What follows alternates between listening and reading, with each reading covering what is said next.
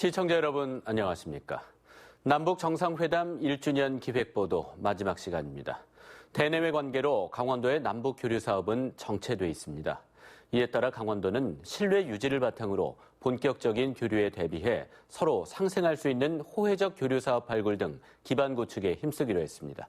강화길 기자가 보도합니다. 지난해 남북 정상회담 이후 잔뜩 기대했던 강원도의 남북 교류 협력 사업은 개점 휴업 상태입니다. 손을 내미는데 북측은 미동도 없습니다. 상황 변화가 없자 강원도는 이참에 남북 교류 협력 사업을 전면 쇄신하기로 했습니다. 지난 2월 남북 농업 교류 협의회를 창립한 데 이어 4월 들어 남북 산림 교류 협의회에 이어 남북 건설 교통 협력 협의회를 만들었습니다. 조만간 민간과 친밀한 문화, 관광, 체육 분야 교류 협의회도 구성합니다.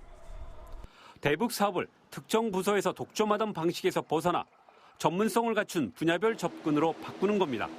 제재가 또 뭐 단계적으로 풀리든 일시적으로 한 군데가 어떤 분야가 풀리든 그러면은 확 들어가 있는데 그거를 사전 준비하기 위해서 지금 우리가 각종 협의회를 구성하고 그 협의회에서 또 의제도 발굴하고 뭐 이런 작업을 지금 미리 하고 있는 거죠. 하지만 북미를 포함한 남북 관계의 불확실성은 교류 재개에 걸림돌이 되고 있습니다. 특히 미국이 주도하고 있는 대북 제재는 상존하는 장애물입니다. 이에 따라 대북 제재를 상정한 단계적 접근법이 요구되고 있습니다. 지금같이 제재가 유지되는 상황에는 비경제, 비정치 분야의 교류를 우선하는 방식입니다.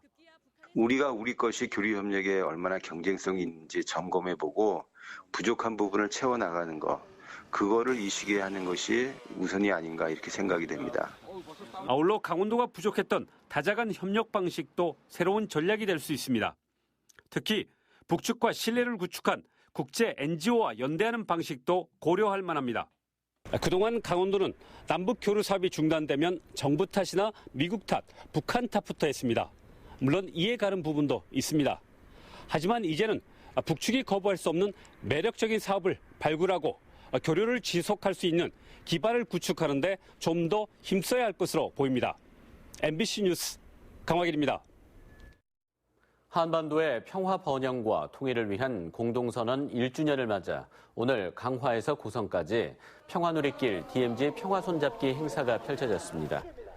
평화시민운동단체인 DMZ 평화인간띠 운동본부는 지난해 오늘 판문점 남북 정상회담에서 발표된 남북 공동선언 1주년을 맞아 서해안 강화에서 동해안 고성까지 평화지역 500km를 잇는 DMZ 평화손잡기 행사를 진행했습니다.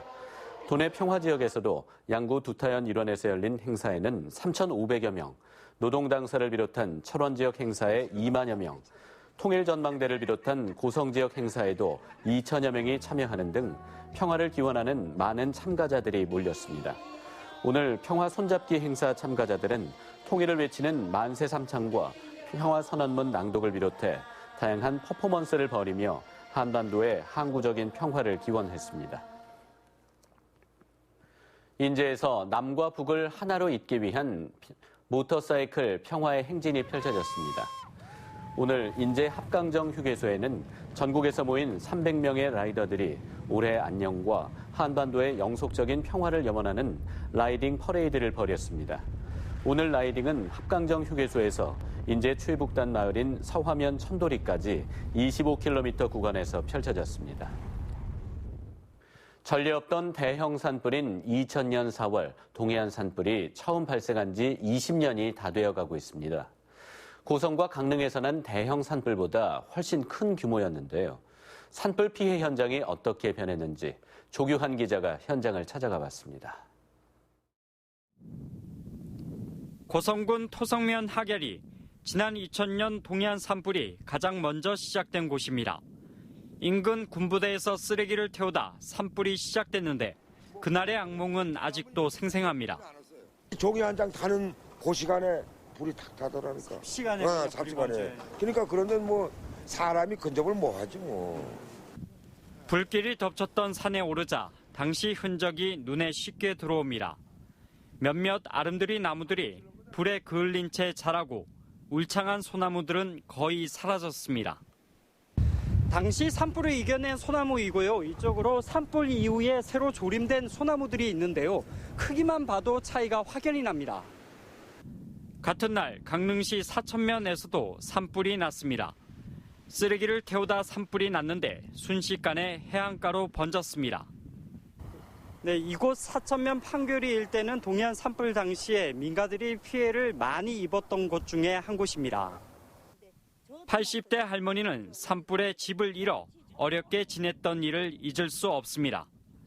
산불이 집을 덮치려고 하자 몸만 간신히 빠져나올 수밖에 없었다며 기억을 떠올립니다. 딸 4월 초여섯 날이 내 생일인데 저기서 밥 얻어 먹는 게 눈물이 막 쏟아지고 진짜 많이 울었지. 삼척과 동해에서도 연이어 발생한 산불은 무려 9일간 이어졌습니다. 산림 피해 면적만 2억 3천만 제곱미터, 서울 여의도 면적의 80배 가까이 됩니다. 이 산불로 2명이 목숨을 잃었고 15명이 다쳤습니다. 이재민도 850명에 이르고 피해액은 1,072억 원으로 추산됐습니다. 산불이 난 지 20년이 다 되어가지만 화마의 흔적은 완전히 사라지지 않았습니다. MBC 뉴스 조규환입니다. 강원FC가 대구FC를 춘천 송암 스포츠타운으로 불러들여 지주전에 이은 연승에 도전했으나 0대2로 패했습니다. 강원은 오늘 후반 3분 김지현이 예리한 헤딩슛을 날리며 선제골을 노렸으나 월드컵 골키퍼 조현우의 선방에 막혔고 이어 후반 4분과 11분 전승원과 에드가의 릴레이 득점을 허용한 후 끝내 만회골을 넣지 못했습니다.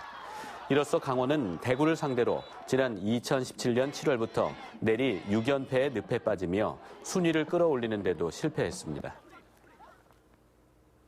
지역관광 활성화를 위한 프로그램인 2019 원주 스마트 스탬프 투어가 오늘부터 시작됐습니다. 원주시는 올해 봄 여행 주간에 맞춰 오늘부터 오는 11월 30일까지 스탬프 투어를 실시하며 스탬프 투어 장소를 지난해 8곳에서 33곳으로 대폭 늘렸습니다. 스탬프 투어는 관광지 방문과 미션 수행을 통해 포인트를 획득한 후 전용 앱을 통해 경품을 신청하는 방식으로 진행됩니다. 강원 산간 지역에서 봄나물 축제가 잇따라 열립니다. 태백시는 다음 달 3일부터 5일까지 오투리조트 스키장 일원에서 태백, 천상의 산나물 축제를 개최합니다. 정선군은 다음 달 4일부터 7일까지 정선읍 공설운동장 일원에서 정선 곤들의 산나물 축제를 개최합니다.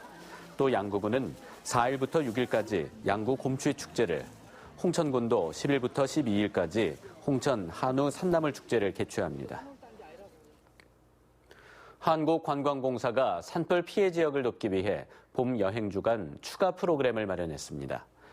강원도 여행은 또 다른 기부라는 주제로 마련된 이번 프로그램은 5월 6일부터 14일까지 강릉 동해와 속초 고성 지역을 1박 2일 동안 둘러보는 일정입니다. 프로그램 참가자는 1인당 참가비 3만 원을 먼저 납부하고 투어 당일 같은 금액의 강원 상품권으로 되돌려받게 됩니다.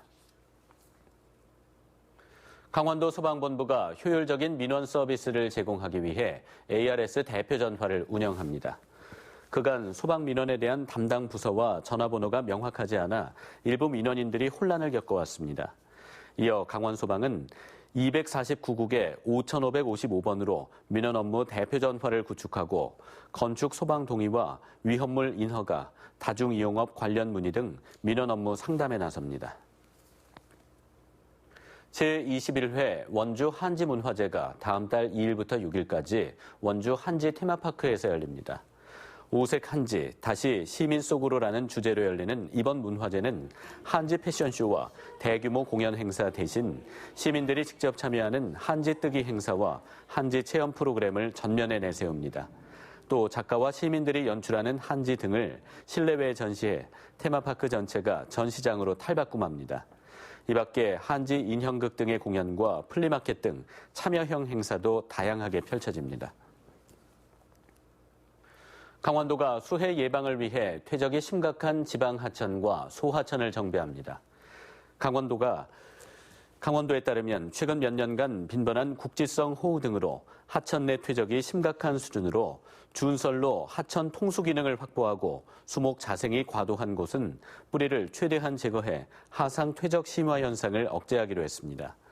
이 같은 하천 치수 기능 복원을 위해 지방 하천 하상 정비 50곳에 62억 원, 하천 지작물 정비 사업 79곳에 20억 원, 소규모 하상 정비 사업 187곳에 68억 원 등 모두 316곳에 150억 원을 투입합니다. 강원도는 그동안 하상 정비 사업을 홍수기인 이전까지 추진했으나 기상 여건 변화에 따라 기습적인 집중호우 피해를 줄이기 위해 다음 달 말까지 앞당겨 완료하기로 했습니다.